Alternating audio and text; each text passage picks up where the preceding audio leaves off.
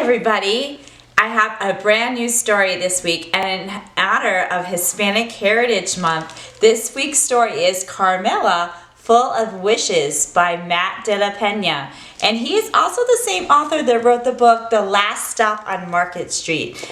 Very cute story, so I really like that one. I hope you like this story today. And it's a great story about a brother and sister, and I wanted to read this in honor of Hispanic Heritage Month. Carmela scooted along the uneven dirt path, watching men stoop to work with their hands, her birthday bracelets jingling and jangling. The thick greenhouse air smelled of marigolds and oven-turned earth and fresh manure. Carmela knew exactly what manure was, but she didn't want to think about that today.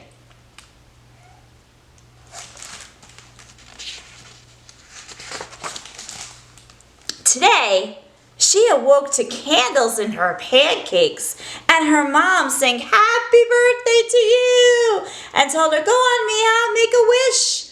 But Camila's wish had already come true. She was finally old enough to go with her big brother. So for her birthday, she just wanted to be with her big brother.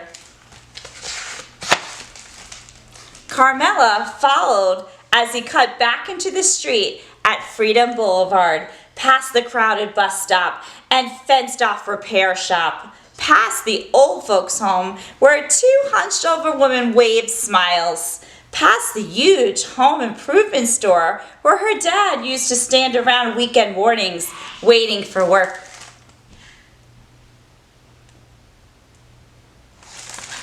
So she gets to go around town with her brother. Very cool.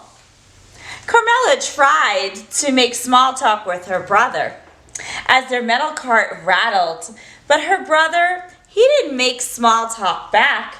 He didn't want her tagging along. Too bad, she told him with her glare. So she's really excited to be along, but her brother's like, oh, I really didn't want her to come along with me. Just outside the laundromat, she picked a lone dandelion, growing among the concrete woods. She pulled a breath and leaned forward, and the fuzzy white bulb, but just before she could blow, her brother butted in. Did you even make a wish? You're supposed to make a wish. Everybody knows that. Of course I made a wish, she told him, but it was a lie. Carmela didn't know. So she didn't know that you're supposed to make a wish. And so she's like, oh yeah, I did. And so let's see what happens. Carmela helps her brother sort colors one-handed, helped him load the washes one item at a time. And while their clothes spun, her imagination turned. Each new thought ushered in by a jingle of bracelets. Her brother found the sound of bracelets very annoying. She has all these bracelets on her and it's making lots of noise and it's really bothering him. And he shot her a dirty look. Too bad, she told him with a glare. She jingled her bracelets as she rode to Miss Maria's vegetable stand, imagining a machine built into her bedroom wall, one that could spit out anything she could think of, but mostly candies.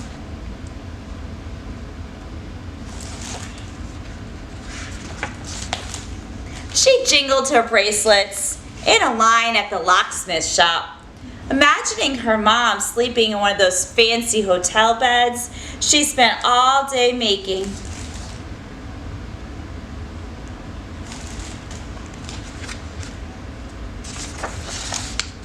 She jingled her bracelets at the bodega down the block from their old apartment building, imagining her dad getting his papers fixed so he can finally be home.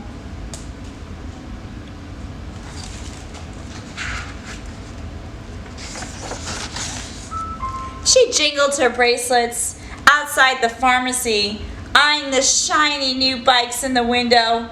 Her brother stopped in his tracks. Why do you have to be so annoying? She thumped her bracelets at him and said, it's a free country. So he's getting really bothered by her. But she's imagining all of these things that she wished that can come true. The only time she didn't reach for her bracelets was when her brother ducked into his friend's house. Carmela slumped down on the curb, silently imagining all the things she can turn him into. The slimy pink tail of a rat, a cockroach scurrying away from the light, a wheelbarrow full of manure left in the sun. And she stared down at the dandelion in her hand. It seemed so much more important. That as she knew was a place to put her wishes. What if she made the wrong choices?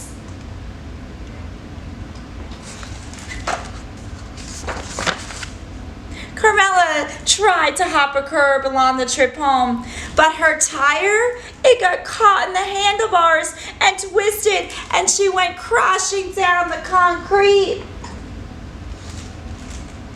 Don't cry, don't cry. But then she saw her dandelion crushed beside the drain.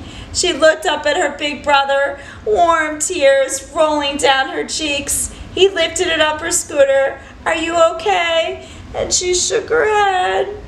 My wish. So she's very sad, and now her dandelion is all crushed.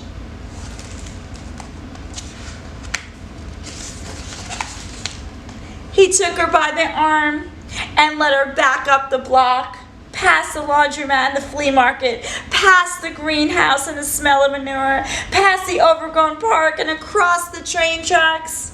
He didn't stop until they made it into an abandoned farmhouse near a cliff overlooking the sea. Close your eyes, he said. And she's very sad, so let's see what happens. Carmela closed them. Now make your wish, he said. Carmela listened to the ocean's hum in the distance. She listened to the squawking birds. She listened to the wind whistling past her ears.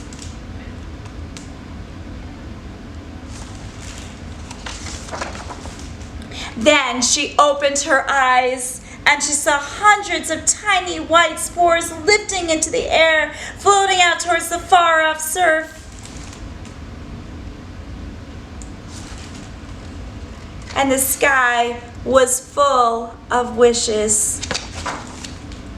Let's go, her brother said. Don't you want to know my wish? She asked. He shook his head. If you tell, it won't come true. She looked back one last time, then took off her bracelets and followed her brother home.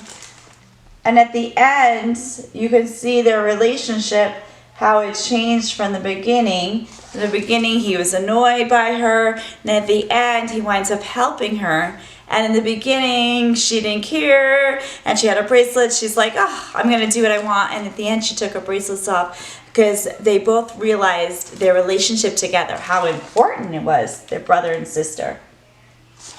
And that was Carmela, full of wishes in honor of Hispanic Heritage Month. Thank you, everyone. Don't forget to go on my channel and like and subscribe. Thank you, everyone.